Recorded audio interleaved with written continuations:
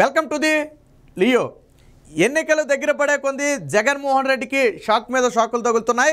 తాజాగా బొత్స సత్యనారాయణ విషయంలో జగన్మోహన్ రెడ్డికి ఒక పెద్ద తలనొప్పి వచ్చి పడింది. వాస్తవానికి ఇప్పుడు బొత్స సత్యనారాయణ వైసీపీ పార్టీ నుంచి పోటీ చేస్తున్నాడు. ఆయన సతీమణి కూడా పార్లమెంటుకు పోటీ చేస్తుంది. అలాగే ఆ బొత్స సత్యనారాయణ బంధువులు కూడా ఇప్పుడు అనేక చోట్ల పోటీలు కూడా ఉన్నారు.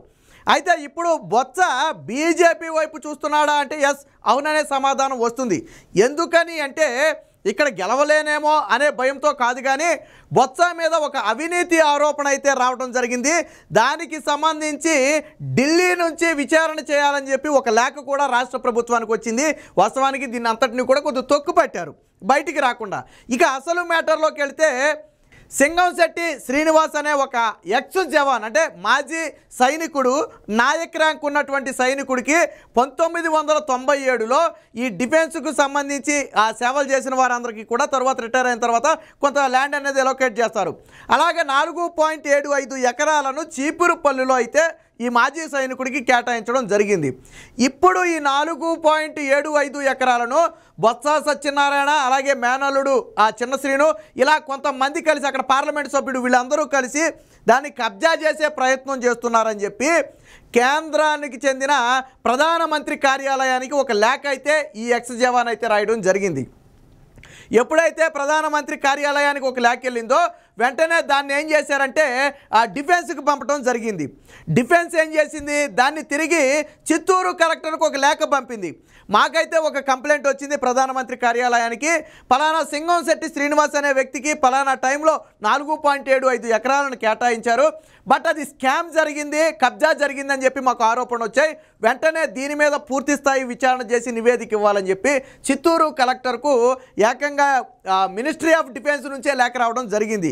మినిస్ట్రీ ఆఫ్ డిఫెన్స్ అంటే మాటలు కాదు, అలాగే ప్రధానమంత్రి కార్యాలయం అంటే మాటలు కాదు. అంత ఈజీగా రాష్ట్ర అధికారులు ఏదో తూతూ మంత్రంగా చేసి తప్పించుకోవడం కుదరదు. మళ్ళీ దీని మీద అవసరమైతే ఎటువంటి సిబిఐ ఎంక్వైరీ చేయడానికైనా వెనకాడరు. ఎందుకంటే మాజీ సైనికుల సంక్షేమానికి సంబంధించి ఒక వెల్ఫేర్ కూడా ఉంటుంది. ఆ వెల్ఫేర్ కూడా ఇందులో ఇన్వాల్వ్ అయి ఉంది. ఇప్పుడు మాజీ సైనికులకి ఏ కష్టం వచ్చినప్పటికీ కూడా వాళ్ళు ఖచ్చితంగా అడ్డుకునే ప్రయత్నం చేస్తారు. కాబట్టి ఇది పేకలకు చుట్టుకునే అవకాశం ఉంది. ఒకవేళ కలెక్టర్ విచారణలో కానీ ఇది నిజమేనని ఒక నివేదికను పంపితే, లేదా కలెక్టర్ విచారణ చేయకుండా తొక్కుపెడితే కేంద్రమే ఒక విచారణ కమిటీని వేసి దీని మీద నిర్ధారిస్తే అది బొత్స సత్యనారాయణకు అతిపెద్ద మచ్చగా మారుతుంది.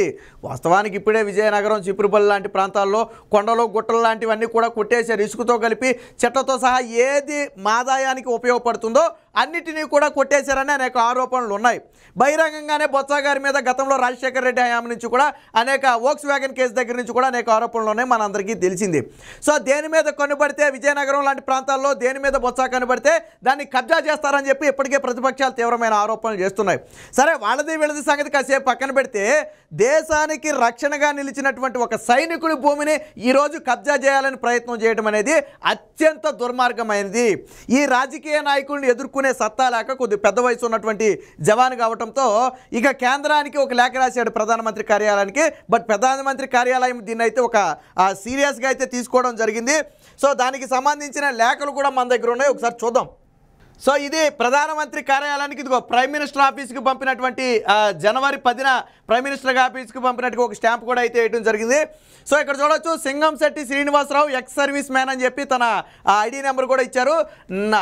నాయక్ ర్యాంకు, ఏ ర్యాంక్ అంటే అందులో కూడా జవాన్లో కూడా ఆయన ర్యాంక్ ఏంటంటే కొద్ది పెద్ద ర్యాంకే, నాయక్ ర్యాంకు. సో ఆ వ్యక్తి ఇదిగో ప్రైమ్ మినిస్టర్ ఆఫీస్కి అయితే రాసినట్టుగా ఉన్నాడు. చూడండి, ఇక్కడ సబ్జెక్ట్ ఏంటి, land scam of allotted land 4.75 acres to ex service man under ex service welfare central ministry defence scheme in Vizianagaram అని చెప్పి డిస్టిక్ ఆంధ్రప్రదేశ్, చీపురుపల్లి మండలం అని చెప్పి దాని డీటెయిల్స్ అయితే ఇవ్వడం జరిగింది. సో ఏమని కంప్లైంట్ ఇచ్చాడు ఈయన అంటే, నాకు ఇచ్చినటువంటి ఇదిగో 1997లో ఎక్స్ సర్వీస్ మ్యాన్ కింద నేను దేశానికి చేసిన సేవకు గాను నాకు ఇచ్చినటువంటి 4.75 ఎకరాలు కబ్జాకు గురయింది. కొంతమంది వైసీపీ నేతలు కబ్జా చేశారు. సో పొలిటికల్గా ఇందులో ఇన్వాల్వ్ అయ్యారు కాబట్టి నేను ఏమీ చేయలేని పరిస్థితిలో ఉన్నాను. కాబట్టి మీరే నాకు ఇప్పుడు న్యాయం చేయాలి. గతంలో మీరు ఏదైతే నాకు ల్యాండ్ అలాట్కేట్ చేస్తూ ఇక్కడ రాశారు చూడండి, allotment letter enclosed with this రెస్పెక్షన్ అని చెప్పి అప్పట్లో ఆయనకి అలాట్ చేసినటువంటి నెంబర్ కానివ్వండి, దానికి సంబంధించిన పత్రాలు కూడా అన్ని ప్రైమ్ మినిస్టర్ ఆఫీస్కి అయితే ఆధారాలతో సహా పంపడం జరిగింది. సో పంపి పూర్తిగా దీని మీద విచారణ చేసి చర్యలు తీసుకోవాలి. ఇక్కడ స్థానిక అధికారులు నాకు సహకరించే అవకాశం లేదు, ఎందుకంటే వాళ్ళు అధికార పార్టీకి చెందిన వాళ్ళు కాబట్టి అని చెప్పి కేంద్రానికి ఒక లేఖ రాశారు. అందులో అందరినీ కూడా పేర్కొనడం జరిగింది. ప్రిన్సిపల్ సెక్రటరీ ఆఫ్ రెవెన్యూకి, అలాగే డిస్ట్రిక్ట్ కలెక్టర్ విజయనగరం, అలాగే రెవెన్యూ డివిజన్ ఆఫీసర్ విజయనగరం, తహసీల్దార్ చీపురుపల్లి, సో వీళ్ళందరికీ కూడా ఆ కాపీలు అయితే సెండ్ చేయడం జరిగింది. సో ఇక్కడ ఎవరి పేర్లు ఈయన మెన్షన్ చేశాడు అనేది ఒకసారి మనం ఇక్కడ చూడండి. ఎవరి పేర్లు మెన్షన్ చేశాడు? బొత్స సత్యనారాయణ ఎడ్యుకేషన్ మినిస్టర్ అని చెప్పి రాశాడు. అలాగే చిన్న శ్రీను ఎవరు ప్రస్తుతానికి municipal chairman Vizianagaram, present municipal chairman, అలాగే మెంబర్ ఆఫ్ పార్లమెంట్ అయినటువంటి చంద్రశేఖర్, సో జిఎం, వీరందరూ కూడా ఇందులో ఇన్వాల్వ్ అయి ఉన్నారు. సో దీని మీద పూర్తి స్థాయి విచారణ చేసి నా ల్యాండ్ నాకు ఇప్పించాలని చెప్పి ఆయన పూర్తి ఆధారాలతో దానికి సంబంధించిన డీటెయిల్స్ అన్నిటితో కూడా పంపడం జరిగింది. సో ఆయనకి సంబంధించిన ఏదైతే X service man identity card ఏదైతే ఉందో దాన్ని అయితే మనం ఇక్కడ చూడొచ్చు. దాని అన్ని ఆధారాలను కూడా ఆయన పంపడం జరిగింది. సో ఆయనకి చెందిన పూర్తి వివరాలు, అప్పుడు ఆయనకి అలాకేట్ చేసినవి కానివ్వండి, ఆయన నాయక్ ర్యాంకుకి సంబంధించి వచ్చినవి కానివ్వండి, వీటన్నిటినీ కూడా పూర్తి ఆధారాలతో కేంద్రానికి అయితే ఈరోజు అయితే పంపడం జరిగింది. సో ఇవన్నీ కూడా కేంద్రానికి తాను పంపినటువంటి లేఖలు. సో ఇప్పుడు ఏం చేసింది సెంట్రల్ గవర్నమెంట్? దీని మీద పూర్తి స్థాయి విచారణ, ఎందుకంటే మాజీ సైనికులకు ఇచ్చిన భూమిని కబ్జా చేయడం అంటే ఆషామాషి వ్యవహారం కాదు. సో వెంటనే దీని మీద చర్యలు తీసుకోవాలని చెప్పి రాష్ట్ర ప్రభుత్వానికి కూడా ఒక లేఖ వచ్చింది, అది కూడా చూద్దాం. సో మీరు ఇక్కడ చూడొచ్చు, government of India, ministry of defence, department of X service man welfare. So ఎక్కడి నుంచి వచ్చిందంటే ఇది మినిస్ట్రీ ఆఫ్ డిఫెన్స్ నుంచి అయితే రావడం జరిగింది. సో ఇక్కడ చూడండి, సింగంశెట్టి శ్రీనివాసరావుకి regarding to land scam of allotted land 4.7 acres to ex service man under ex service welfare, central ministry of defence scheme in Vizianagaram district అని చెప్పి దానికి సంబంధించిన నెంబర్లన్నీ కూడా ఇచ్చి ఎన్క్లోజ్డ్, దీని మీద మాకు వచ్చిన ఫిర్యాదుని పూర్తి స్థాయిలో వెంటనే విచారణ చేసి మాకు చెప్పాలని చెప్పి, it is to request to look in to the matter and take necessary action as per rules.